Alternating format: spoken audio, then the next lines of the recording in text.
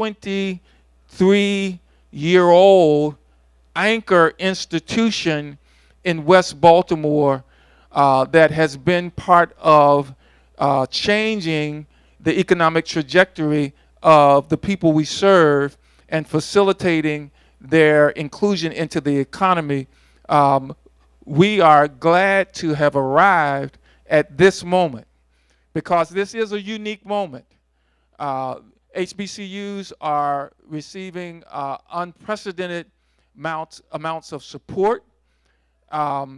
We have always done things, done a lot with very little, and even the emergence of the black middle class in the mid 20th century, we can look back to the influence and the contributions of HBCUs that contributed to that in a really, really awesome way.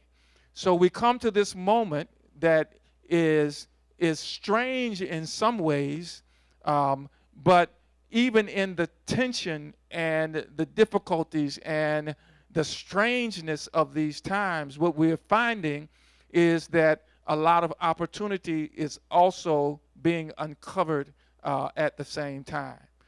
There are a few studies that I like to reference. One is the recent work by the United Negro College Fund. Another is the work by Rhonda Von Sharp and her analysis of NSF funding and the return on investment of that kind of funding, and how HBCUs, in terms of their impact and influence on economic mobility, is 5 times that of Ivy Plus institutions and twice that of predominantly white institutions, twice that of the general group of predominantly white institutions, because of what we call value-added education. We're able to meet students where they are and facilitate their progress to a place where they can compete in the marketplace with anybody.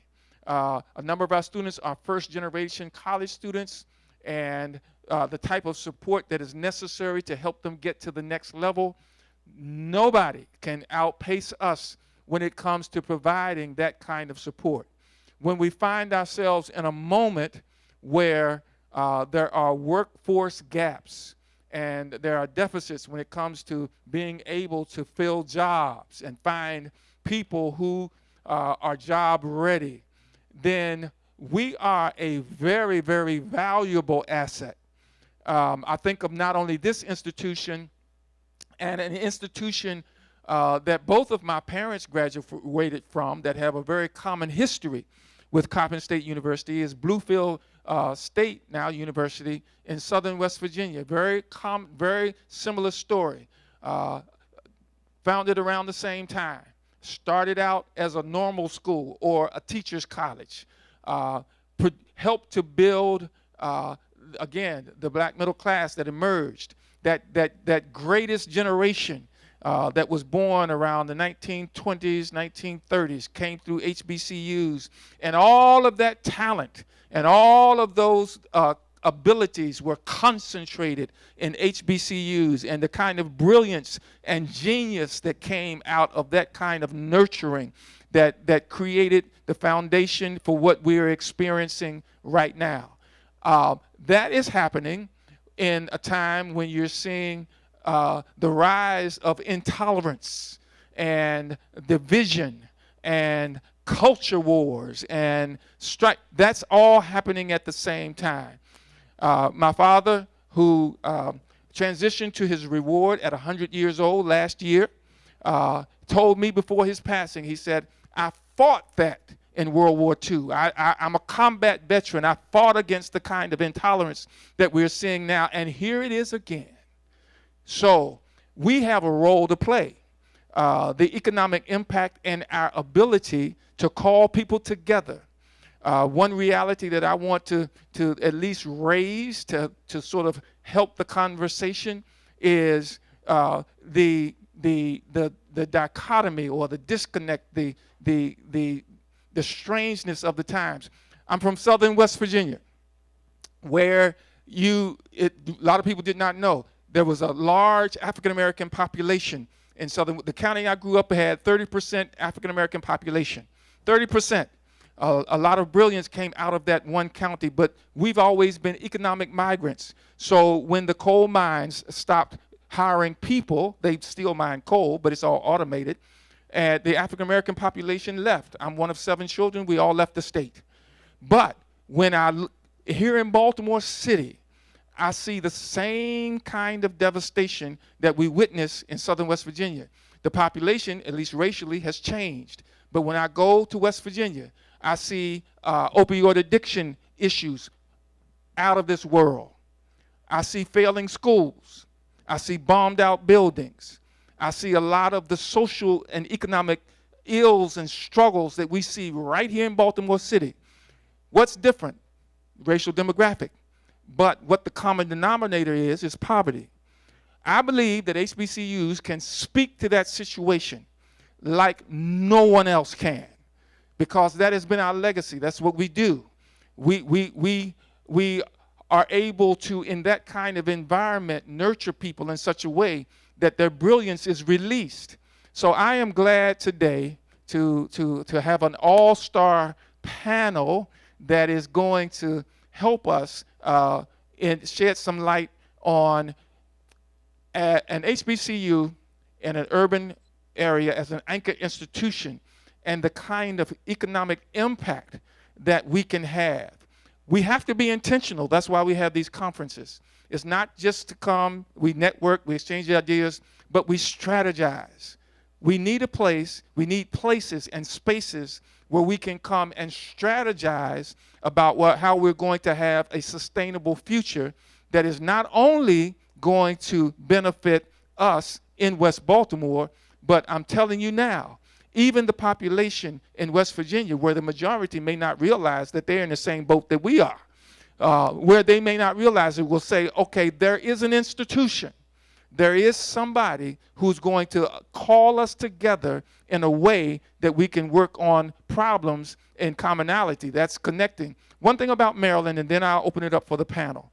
Maryland is a microcosm of the country, meaning that we have both rural and urban. We have Southern Maryland, we have Western Maryland, we have Baltimore City, but we don't always work together. And it seems like sometimes we have competing interests. But I believe that institutions like Coppin can lead the way at calling people together that have not necessarily been able to have conversations. That is our value proposition. That's where we add value. We know how to do that. So I'm glad to have our panel with us. We have the National Executive Director of the Howard PNC National Entrepreneurship Center, Ms. Erin Horne McKinney. Let's give her a big round of applause. We have Mr. Frank Robinson, who is a Vice President with Econsult Solutions. And we have Ms. Bernadine Hawes, who is, if you're not familiar with NIST and the MEP centers around the nation, she is an absolute influencer in that space. And I cannot wait for you to meet her, hear her, so that you can become familiar with her work. But we're going to ask each one of them if they would share a little bit about themselves and their work so that you can be introduced to what they do. Thank you very much. Thank you, Ron. I got to tell you, I have walk-on music, which was not played, and it's Michael Jackson. You want to be starting something, because if you have me speaking, you want to be starting something. I grew up in Washington, D.C., not far from Baltimore, but I was never allowed to come to Baltimore because just what Ron talked about, when we look at the demographics, the poverty, it might not have been safe then, and sometimes it's not safe now. But I want to say I'm a Southern gal, because D.C. was a little sleepy country town when I grew up there, and I went to not Howard University, but I had to leave and went to Lincoln University, not far from here. So I am a proud HBCU grad, but I'm also a proud Ivy League grad, and I'm listening to your statistic, Ron, about HBCUs and 5 times better than Ivies. I need to find out what's going on with the Ivy League. I started a career as a scientist and a technologist at the University City Science Center, and you'll hear me talk more about that. But right now, the space that I play in is the manufacturing space through NIST MEP Manufacturing Extension Partnership, and I chair the NIST National Advisory Board. So I'm always around, and I'm one of those folks who make things and tell you how to get it done. Thank you so much. My name is Frank Robinson. I am a vice president at Econsult Solution. But I will start off as well. I am a HBCU grad as well. I went to North Carolina A&T. And so to have a love for this work, have a love for what we're doing here today. I was an entrepreneur for 10 years. Had 2 businesses, did a lot of work around community economic development. So this conversation is also dear to my heart. Econsult Solutions is a national economics firm.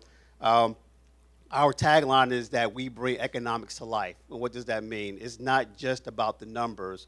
It's about how numbers, along with other things, creates opportunities for people. We do a lot of work in the university space, also economic development space, as well as equity inclusion. And so I'm really looking forward to the conversation today, but I'm very happy to be here in West Baltimore. You didn't give your theme song. Oh, man, I don't know if I have a theme song. I got to think about that. That's right. I don't know if I hadn't thought about a theme song, but I'm going to just throw one out there. But I actually grew up in Maryland for elementary school, but then did middle school and high school in Minneapolis. So I kind of feel like my family still lives there, so that's somewhat home too. So as an ode to Prince, and of course who was all about the revolution, right? That was the name of his band. I feel like I got to do something like Sign of the Times or something like that. That would be a made-up one, last minute.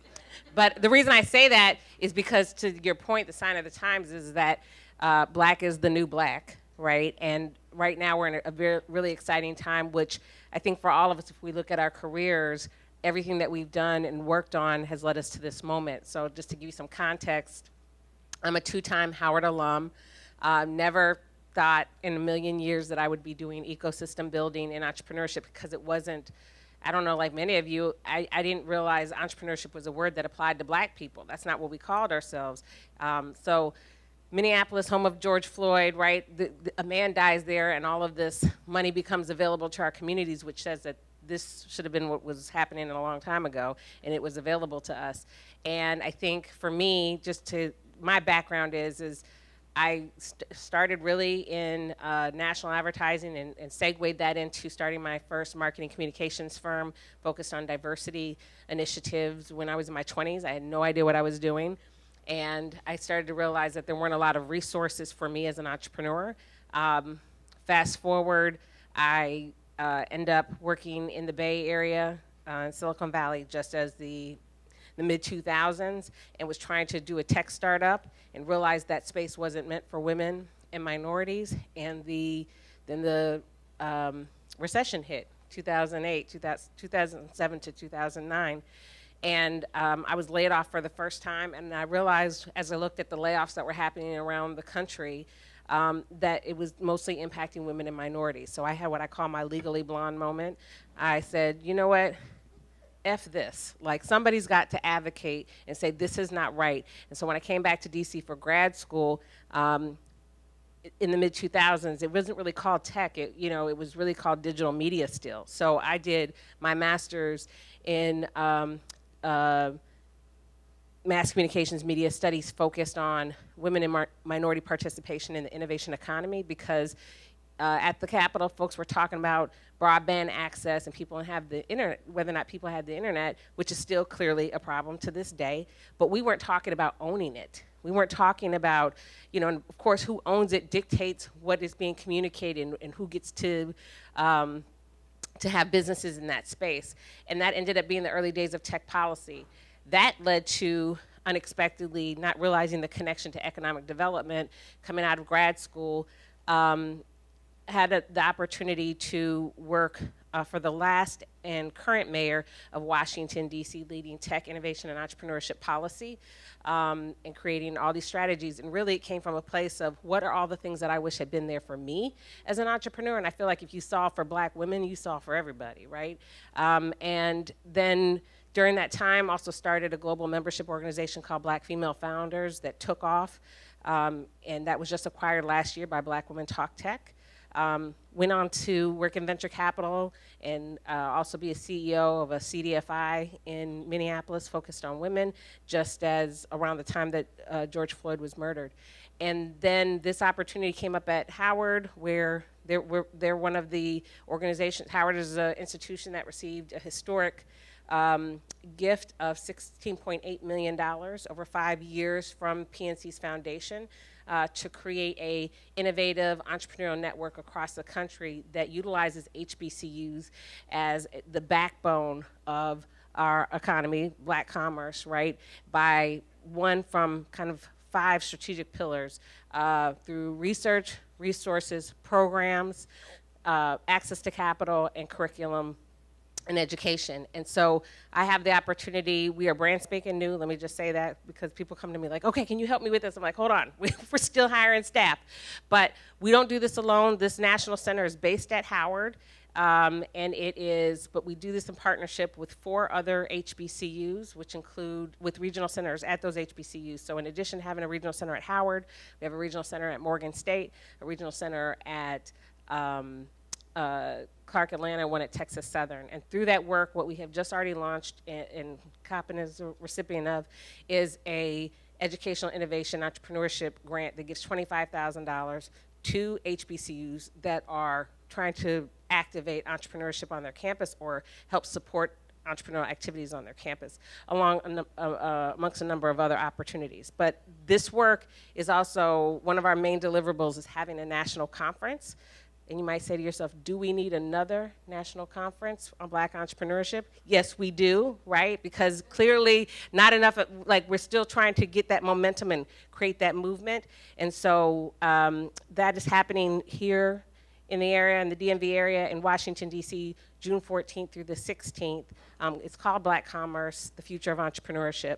And what the difference is in this one is that it will be focused on bringing researchers together with practitioners, right? And with, of course, a little bit of an HBCU twist to it. So make sure you stay tuned. But I say all that to build into my journey here is that everything that I've done has built me up for this moment and prepared me for this moment.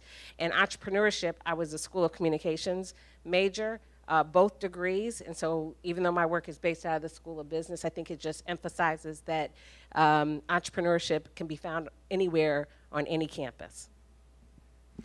Thank you, Erin. And I want to build on that foundation that you just provided for us, because you have a unique position.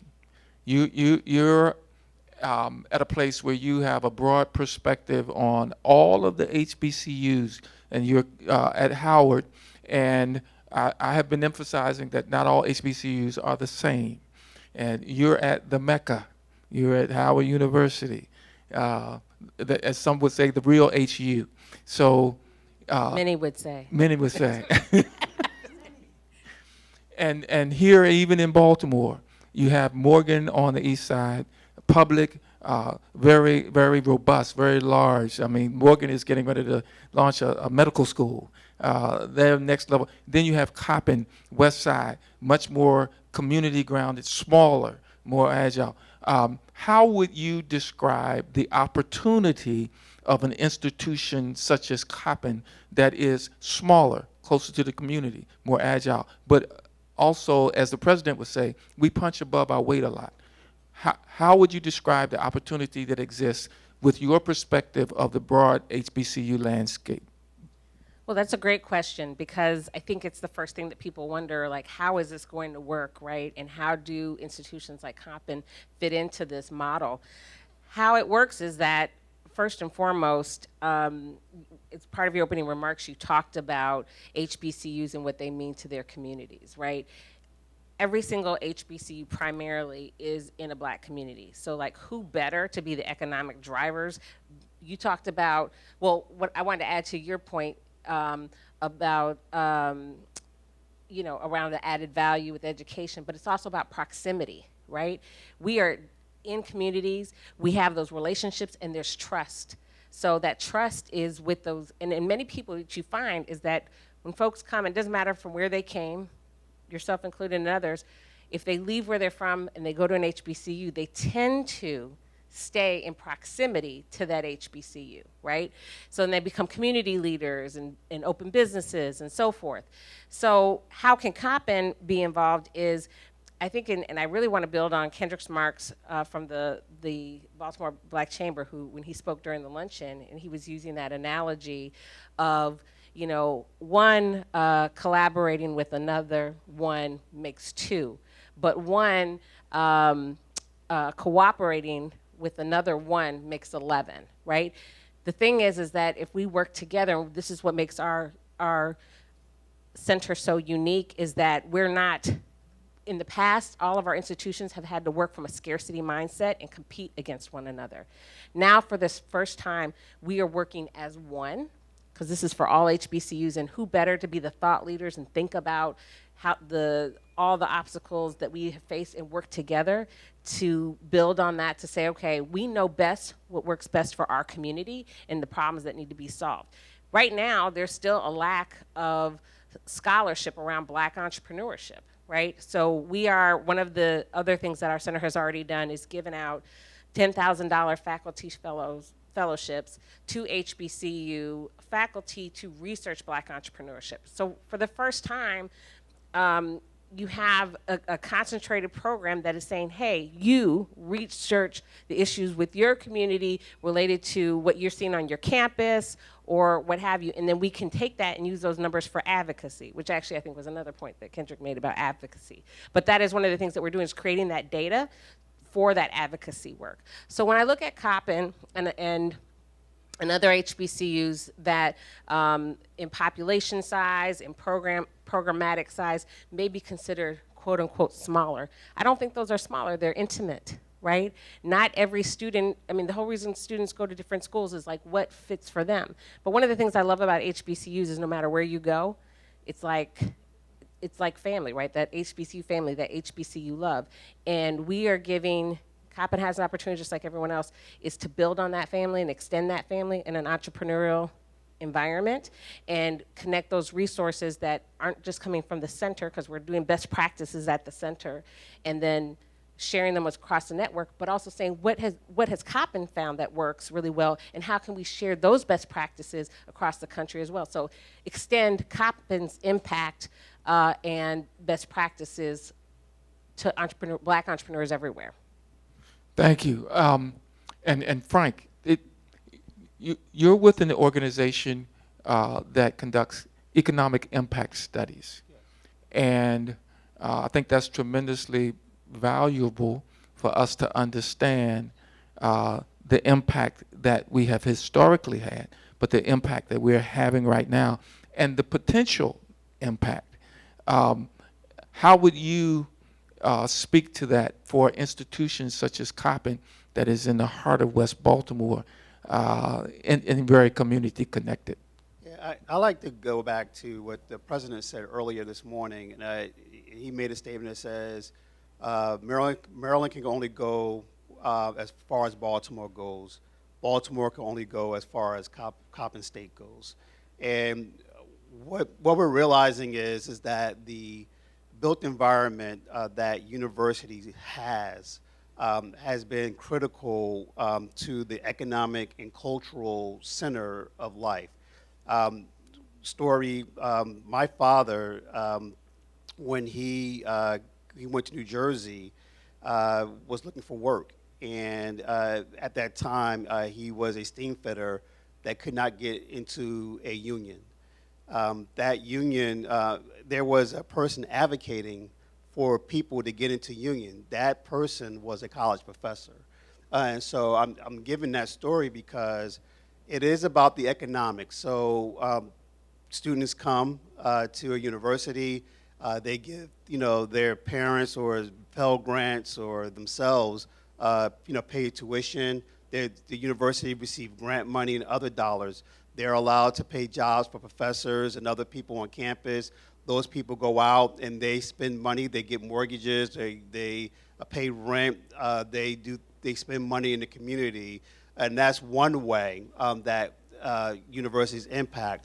But it's that other way that's just as important: the cultural knowledge, the cultural kind of dissonance. That's very important, particularly as HBCUs. We did a study recently for a college, for a city, that their HBCU left for about 20 years.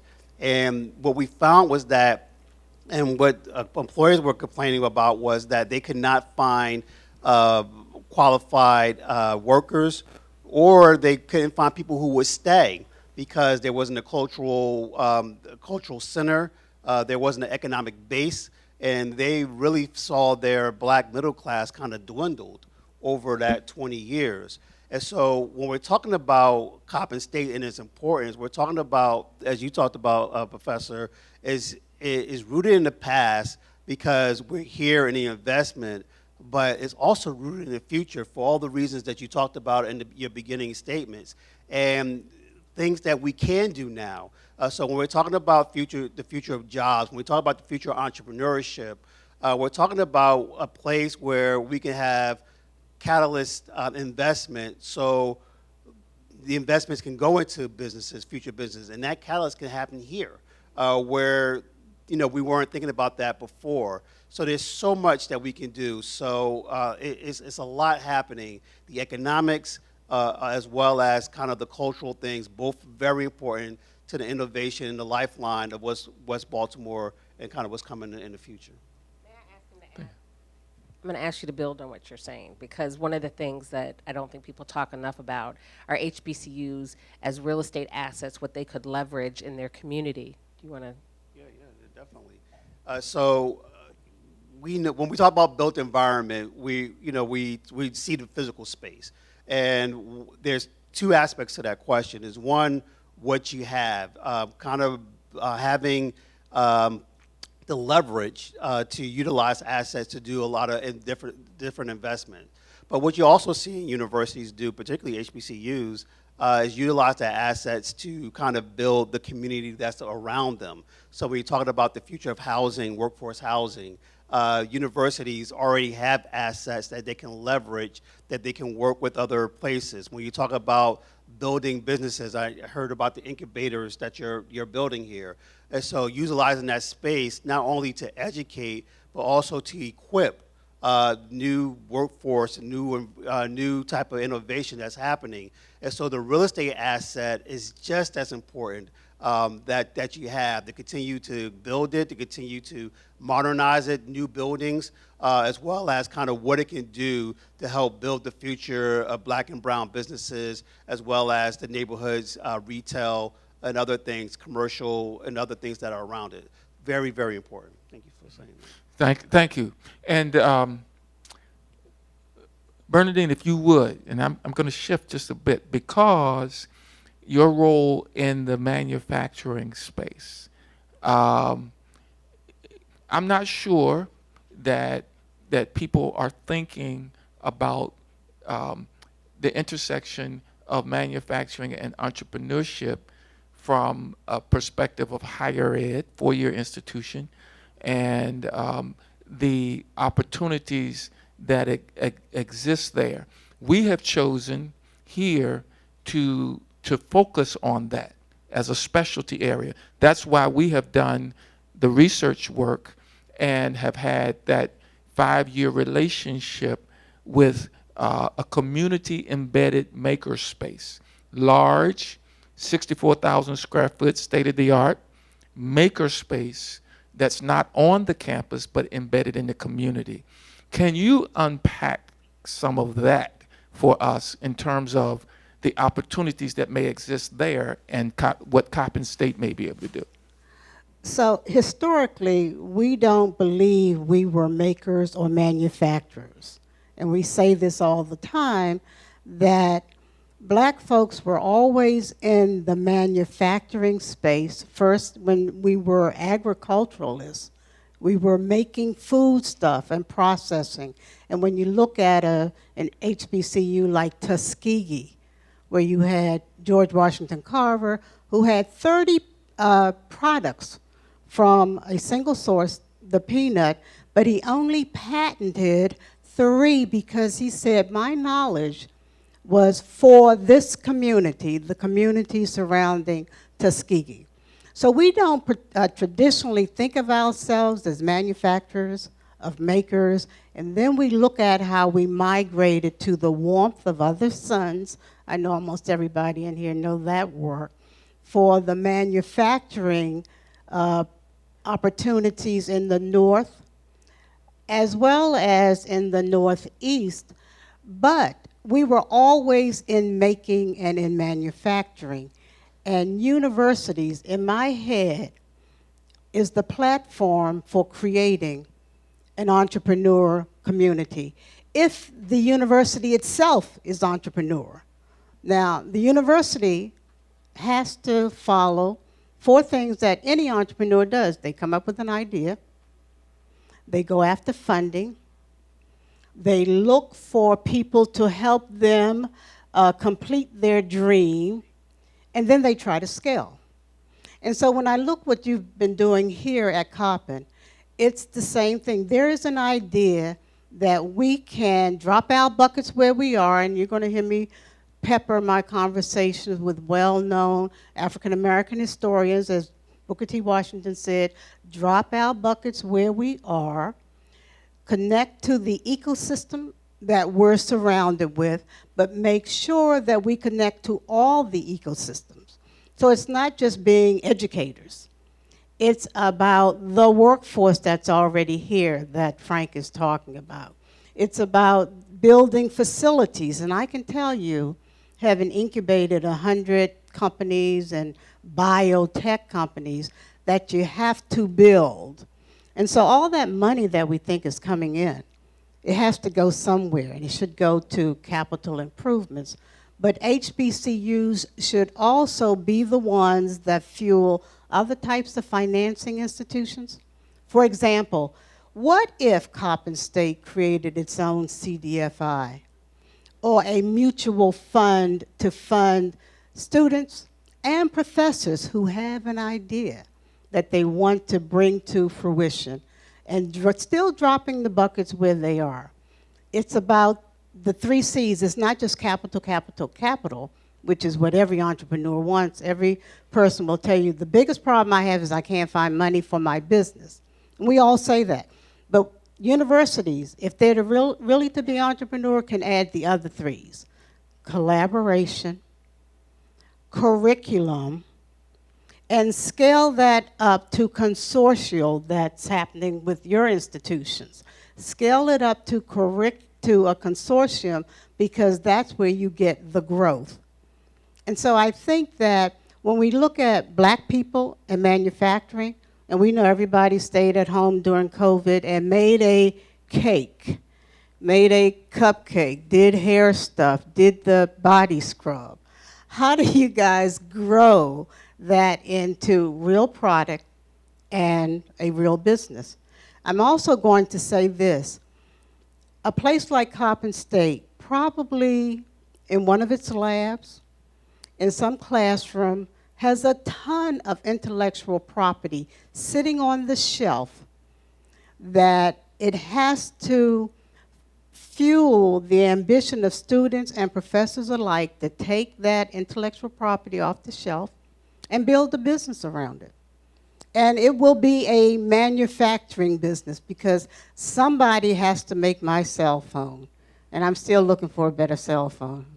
But we know that that we've always been making things, that universities and the smaller ones. Don't, as I say, play the small HBCUs cheap.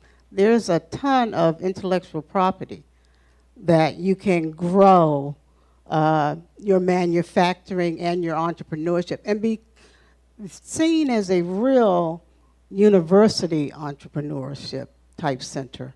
You have to stand it up and do that. Sure.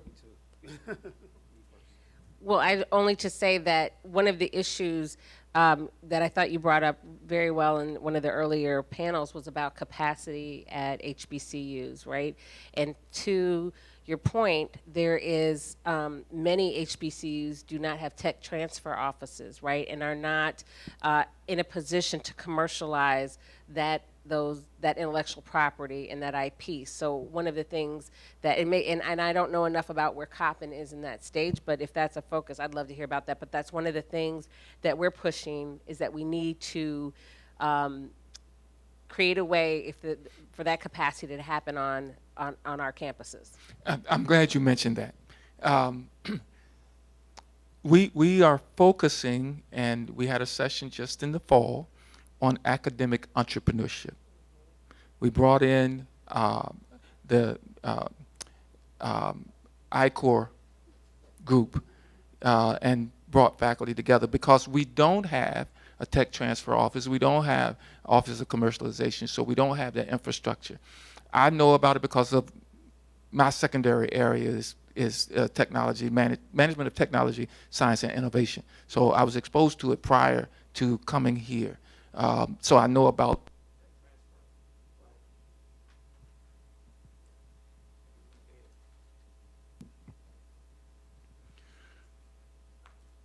So we do not have it, and as you said, most institutions do not have it. But that is certainly a focus of ours to build it and make it available to our faculty here, so that they could get that intellectual property off the shelf. And Frank,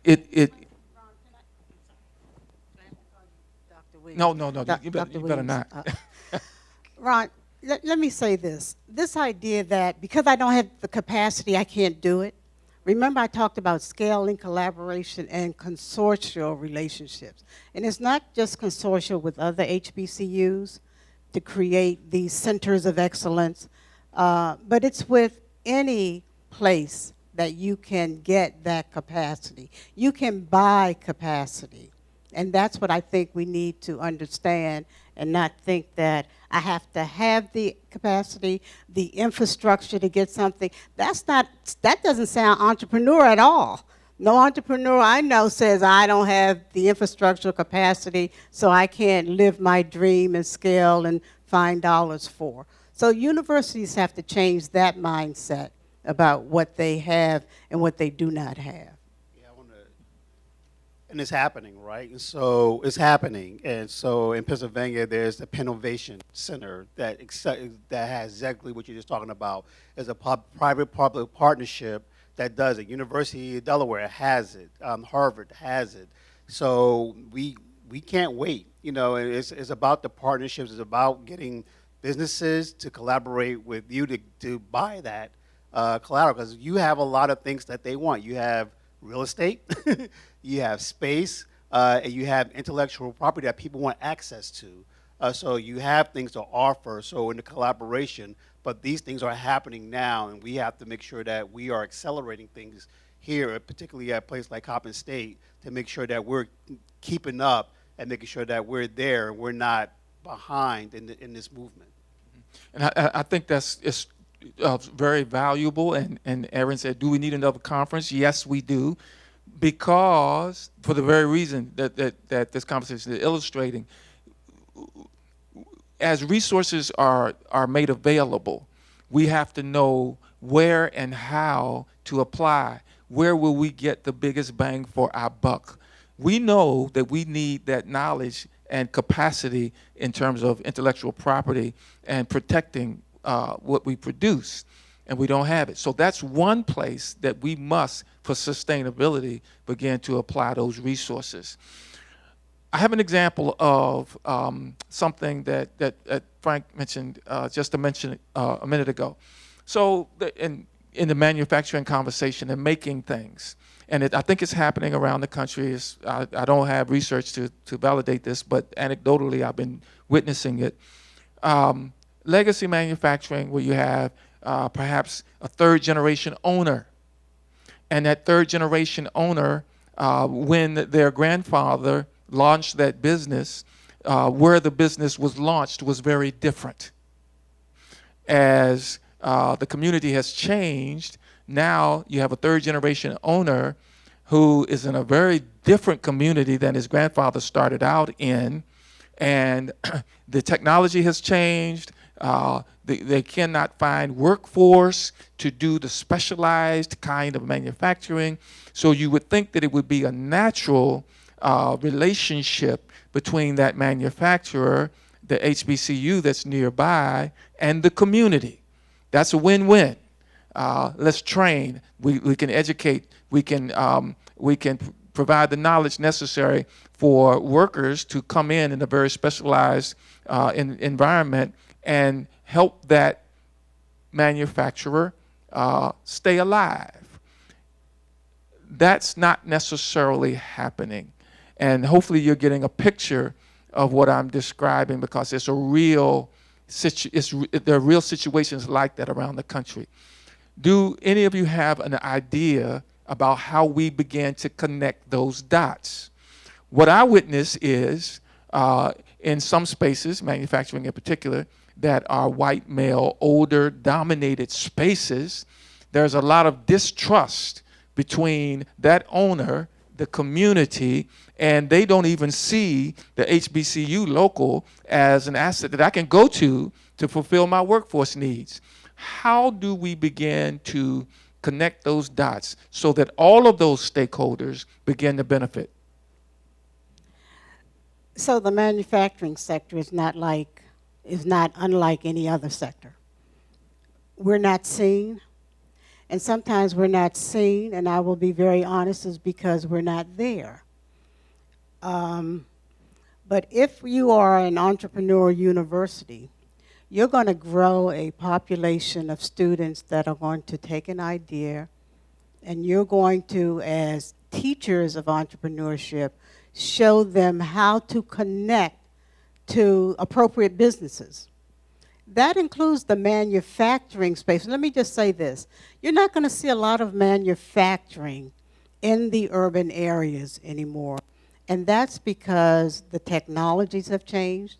I don't need the large swath of land to do my business. I can be a shop where I can fabricate using additive manufacturing and 3D printing and having robotics, and my pallets are all mechanized, etc. And what that speaks to, and you know which way I'm going, is to STEM.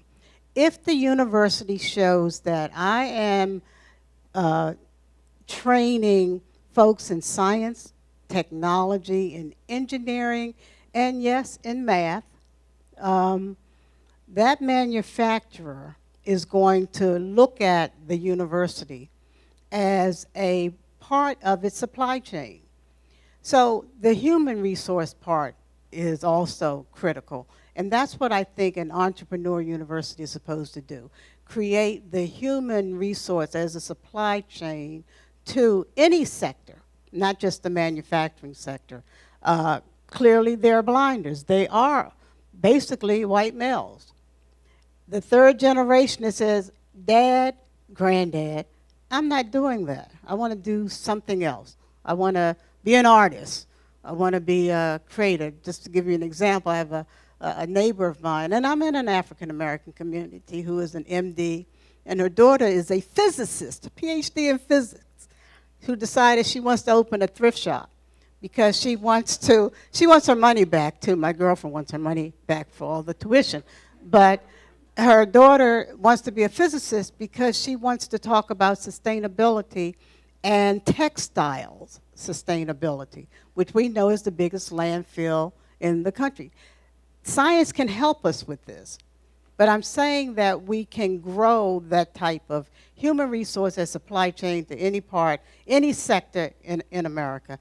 And that sector will have blinders, But the university has to show that it's also entrepreneur and can do that. Like standing up this center, Ron, the Center for Strategic Entrepreneurship. It's not just growing folks that are going to, you know, God bless everybody, make cupcakes and do hair and stuff like that, but they're going to do some science, technology, engineering. They're going to want to be a biochemist. They're going to want to work in a lab, you know, from the days of actually trying to blow up a lab when you're in high school. We all tried that. But there are some realities to that type of experience, and I think we need to just understand that. Can I build on? Absolutely. Combine your previous question, Yes, absolutely, with this question a bit, because one of the things, kind of 2 points that I wanted to build on is kind of the supplier piece, right? And this is going back to what can HBCUs do, right? I think one of the things that we're calling for with our center is for HBCUs to also look at themselves and look at their supplier diversity. We have the opportunity to build up a lot of businesses in our community by just shifting who we do business with, right? And I think previously there were a lot of barriers in place to do that, and now we can't sit here and say we're entrepreneurial universities and entrepreneurial organizations and we support our community when we're not even supporting our businesses, right? So we have that opportunity to do a bit of an audit and fix that. Secondarily, to the point of, you know, not having a connection to the community when you have these businesses, you know, we have the ability to stop doing businesses with businesses that don't do business with us, right? And in that means we can build and buy more things. You know, there's this whole silver tsunami that everybody's talking about, right? We have an opportunity. It's so much easier to buy a business than to start one from scratch, right? So also HBCUs have the ability to either on their own or, to your point, in partnership, because there's a number of PWIs who want to partner with us to either create funds to help with acquisition, to leverage. We have to be not just entrepreneurial, but we have to be intrapreneurial, is what I think you've really been speaking to. But those are a couple of different avenues, right, to solve for some things that we have the power to do, but we haven't been fully advocating and activating in our communities. I say this because, you know, even just down to what we wear, where we're doing business. I mean, there is this whole Buy Black movement that is happening, but it needs to be bigger than that. Like, really down to every aspect of your life, you really need to start saying, am I utilizing a Black business for my life insurance? Did I shop? Like, you know, for me, most of what I have on today is from a Black-owned business or multiple Black-owned businesses. You know, I start thinking about, and if it's something that I can't buy Black, then that's an opportunity, right? And I don't know how many of you either have kids or came up in this generation of the movie Robots, right? Right, and I love that movie. I think there's a lot of analogies in kids' movies that we can utilize for entrepreneurship. Specifically this one, though. In the movie Robots, there was a line that was talked about, because it was all about entrepreneurship, which was see a need, fill a need. I feel like we're not filling enough needs. We're looking for somebody else to solve that for us. One last question, because I could get lost in this conversation and totally forget about time, but we have time constraints that we have to adhere to. A lot of what has been mentioned, I believe, requires a mindset shift. Do you have a thought, and this is for the three of you, about how we can bring about the mindset shift to be more entrepreneurial as institutions, so that we can have the impact that we are hoping to have and lead the charge to a better place? How do we approach changing the mindset in our institutions, understanding that the mindsets are the result of lived experiences that have existed for generations? So how do we begin to break some of that so that we can fully embrace the opportunities that we are seeing right now? Yeah, that's a really good question. a loaded one, actually. I think that, obviously conferences and the need for additional conferences is more, but I think that it starts with, universities are not, traditionally have been thought of as this is where I go, I get trained to do a job, or I'm getting trained to go out, and then you go out and you get a job. When you look at the numbers, actually, most entrepreneurs are not college graduates. They are mostly people who have high school diplomas. When you look at the numbers in aggregate, and so that's a mind shift. So this is why this center is important, because we're not training people just to go out and to become employable at a big firm. We're training people so they can lead, but also they can innovate, and also that they can become entrepreneurs at a shorter time frame. And that's an important shift. That's something that we haven't thought about. The numbers speak for themselves on that.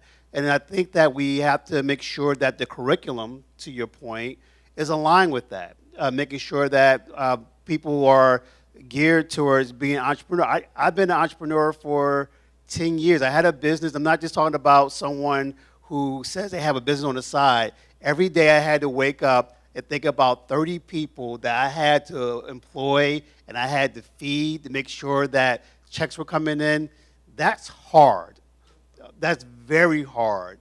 And making sure that when we talk about entrepreneurship, particularly that I think there's two levels in my view. There's people who are actually going to own the businesses, and that's going to do the really, really hard work of thinking about that. But then there's also a mindset. So if you're working for someone, there's an innovation that happens that allows you to co-collaborate and kind of co-lead, which is kind of where things are shifting to nowadays when we talk about remote work and the type of work that we're doing. So I think that's one level. I know there's others I can talk about, but I know that's one level, is that helping people shift kind of what entrepreneurship is.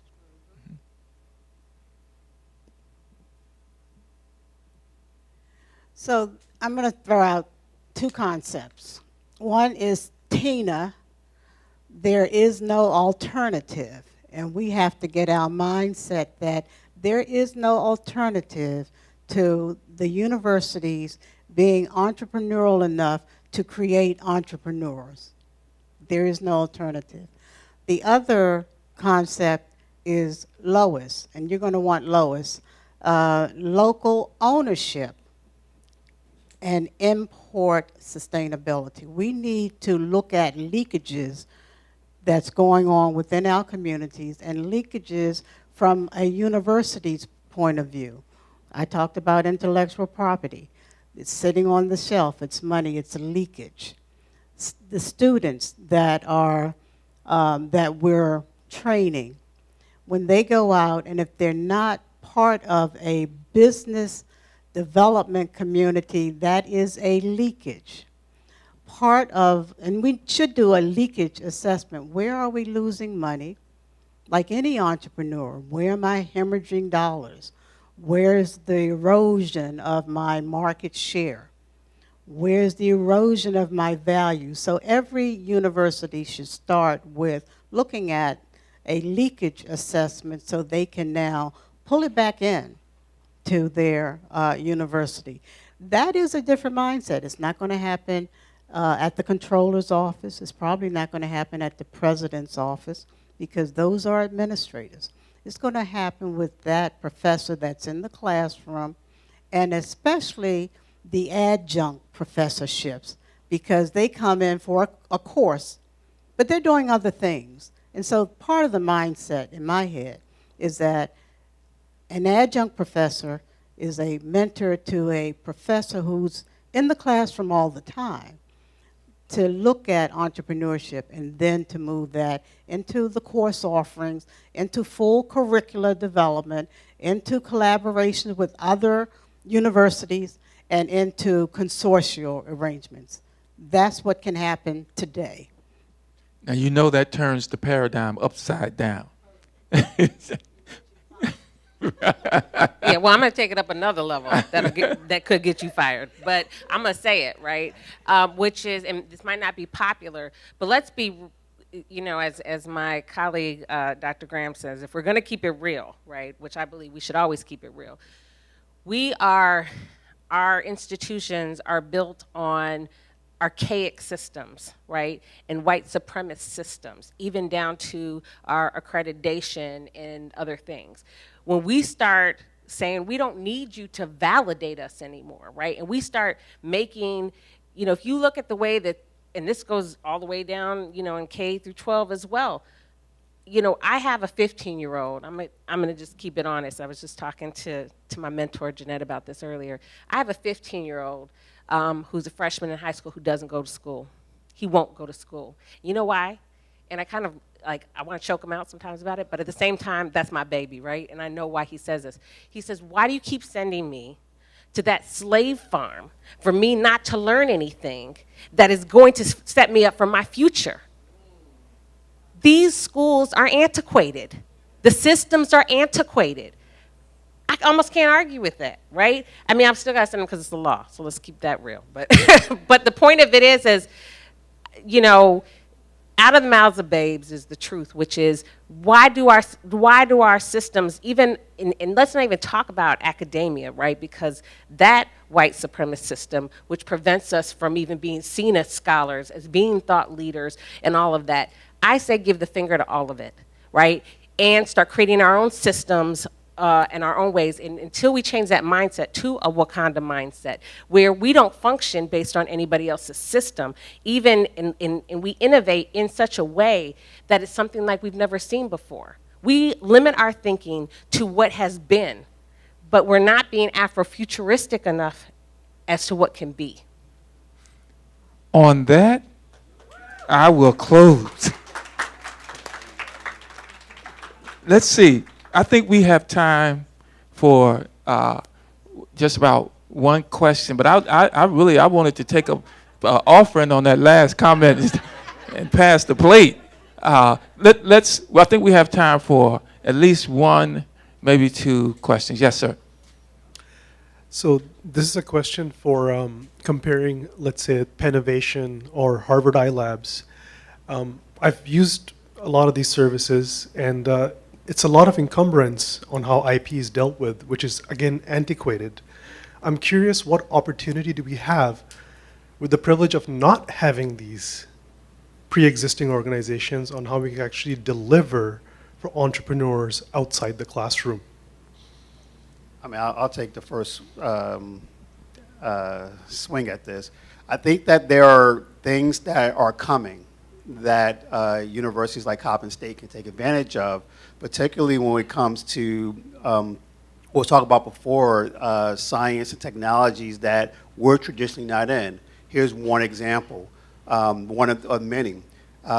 Electric vehicles are going to change the landscape of how we live, for example. It's going to be revolutionary to where highways kind of redesigned how we lived, or trains back when they were done. This is what electric vehicles are going to do. And if we're going to make sure that the next generation of wealth is going to be built upon that, in 6 years, half the cars on the road that will be manufactured are going to be electric vehicles. So we know it's coming. So there's opportunity for places like Coppin State to be invested in a center, when we talk about entrepreneurship, leading the next kind of, a lot of businesses that will come out of that. When you talk about who's going to make these vehicles, who's going to place them, the new technologies that are going to exist. Someone needs to be building that. There's going to be wealth. There's a whole new generation of wealth that's happening. We can do that here. Coppin State could be one of the leaders taking that on. And as far as a Pennovation Center, that can be done. So it's about kind of what's happening, kind of what are some of the opportunities, and kind of what, as you talked about, what's been missing. And looking at how those connect and say, okay, we have an opportunity to do this and build this to help build the next generation of wealth that's happening. That's just one example. There are many others when we talk about manufacturing spaces and other spaces, but that's just one. And we can build that here, and Coppin State could be the leader of bringing resources together to build that center to make sure that people of color, because what happens is that when these technologies happen, we're often the last people who are benefiting from it. And by the time they get there, we're too late. That does not happen. That does not have to happen right now. So at the Pennovation Center, they built the first drone landing facility. That's what they said. Drones are going to be the next technology. And let me just say, Coppin State can be, as we're talking about, the core for a certain sector. Frank, if it's electric vehicles, the Wakanda of the future, then make it such. But it has to also step out and design a facility that can act as a swing space for professors that are interested in it, that can act as an entrepreneur center for the students. I guess my time is up. That can act as a magnet for other businesses that want to be on the supply side. I'm still just sticking with electric vehicles because a charger is not a charger is not a charger. That's something you learn in engineering. So your engineers, the teachers, come into this facility. The point is, it's not all going to happen in the master plan of Coppin State unless Coppin State adds a facility that is the incubator facility for a certain technology. And stick with a core technology. The businesses I incubated were all information technology. At a time, nobody had a computer, and hardly anyone had a cell phone. And then it became biotech, and now it's biometrics. So we knew we had to build a different facility, and that facility had to have labs, wet space. It had to have animals. It had to have the opportunities to look at human subjects, and we all should, right down the road, we know about Henrietta Lacks. We all should participate in these types of technologies. That's the mindset, that it is for us to create and not just be the end users or the last mile users of any technology. Let's take one more question before we close. Any? Hearing none? Going once? Going twice. Yes.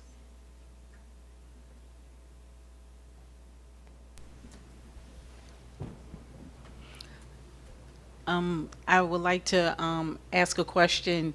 How do you overcome the fear of your big idea? Oh, yeah, I got you on that one. Okay. So here's the thing. This imposter syndrome that is in our community, and it's because we've been muted for so long. We've been pushed down for so long. But we have to, going back to mindset, we are not victims. We are so powerful, right? And when you start owning everything that makes you powerful, I talked a little bit about my windy road.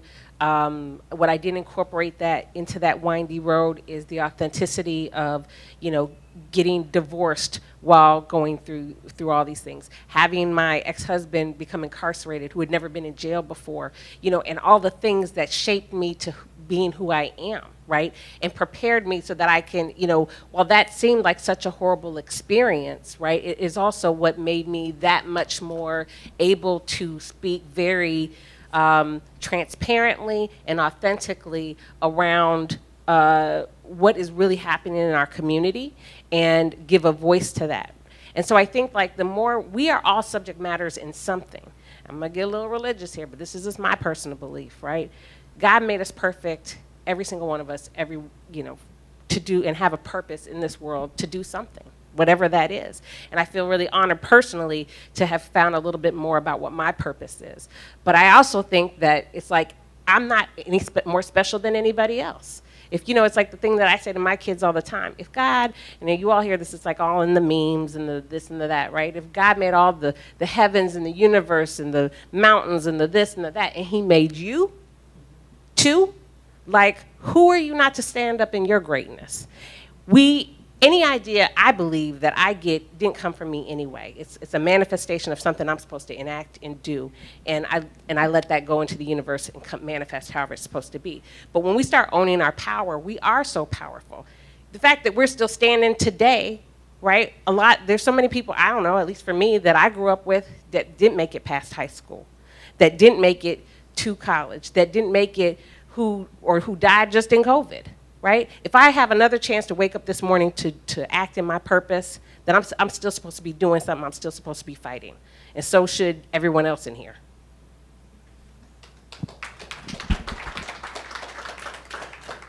Come on, let's give our panel a big hand. I mean, a bigger hand.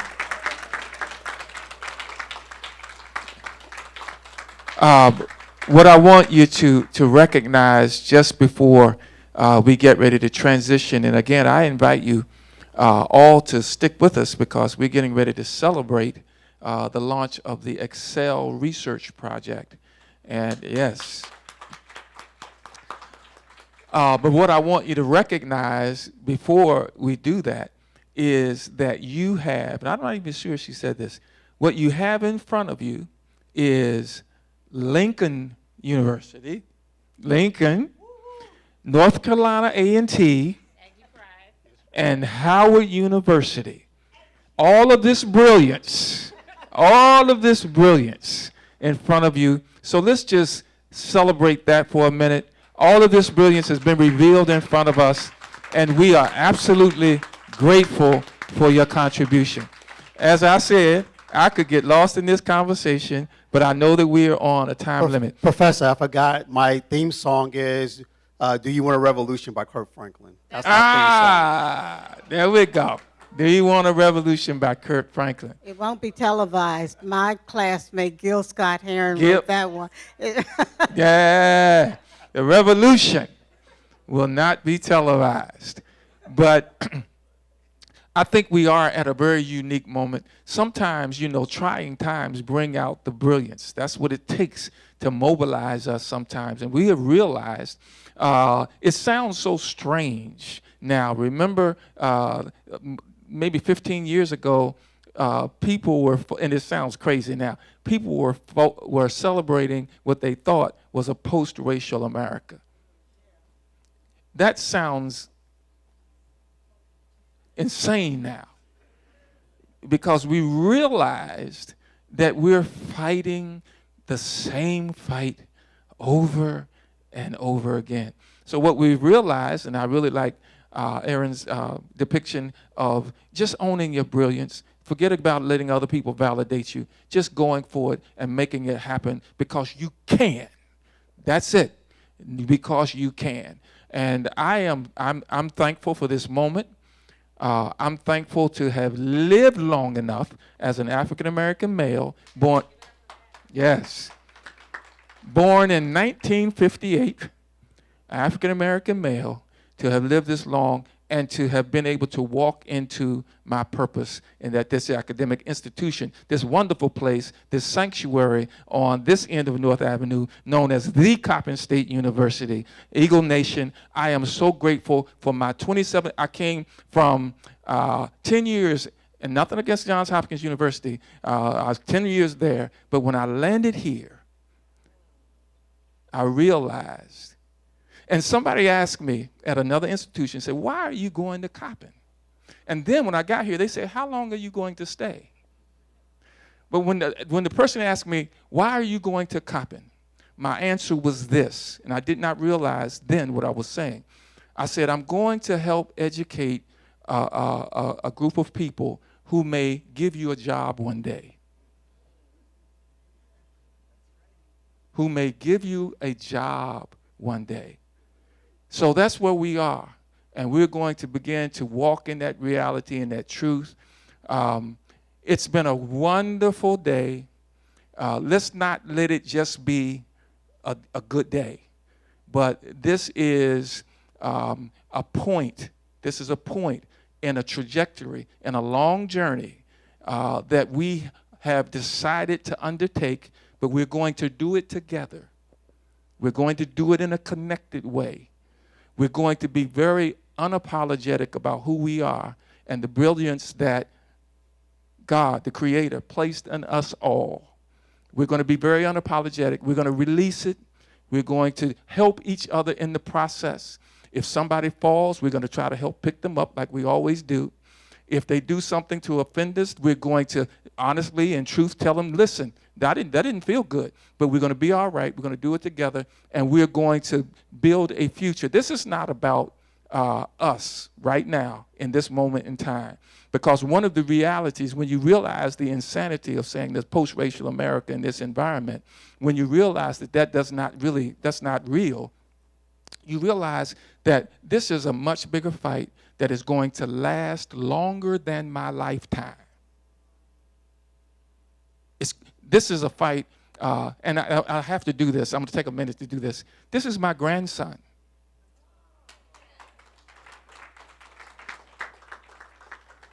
First year Coppin student, could have gone anywhere, but he said, I'm coming to Coppin, Pop. I'm coming to Coppin, because I've been coming to Coppin all my life. And doing it for his grandchildren. I won't be here, you won't be here, but my great-grandchildren, knowing that this fight will never end. So I've stopped looking for the end of it. As burnt out as you can get. And when I left Hopkins at 37, I did not realize what was going on. For 20 years, I had been fighting the microaggressions, the barriers, the ignorance. I had been fighting it, and I was tired. So when I found my place, I stuck, and I dug in. This is where I decided to be, to fight, not for myself, but for those who are coming along. That's why we're here. So thank you for taking the full day, to be with us, to come here. Do not sleep on Coppin. Oh, don't sleep on us. Things are happening. President Jenkins has a saying, and now he's going to have to change it, because he had a way of saying the transformation is beginning. Let the transformation begin, something to that effect. No, we're well into it. Some of it's happening below the radar. People are surprised about what's happening, but don't be surprised. The genius was always there. It just needed to be tapped and released. And I'm so glad to begin to see that in West North Avenue. I tell you, I pastored a church for 17 years in Baltimore City, in West Baltimore, and that's where I really got to know the community.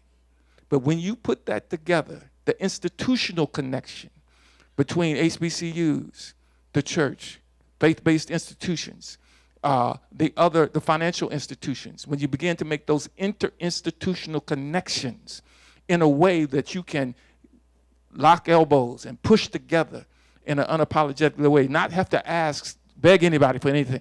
We've done it before. We did it because the laws did not allow us to do otherwise. But now we have to do it in a 21st century way. So look for Coppin to play its part in that story.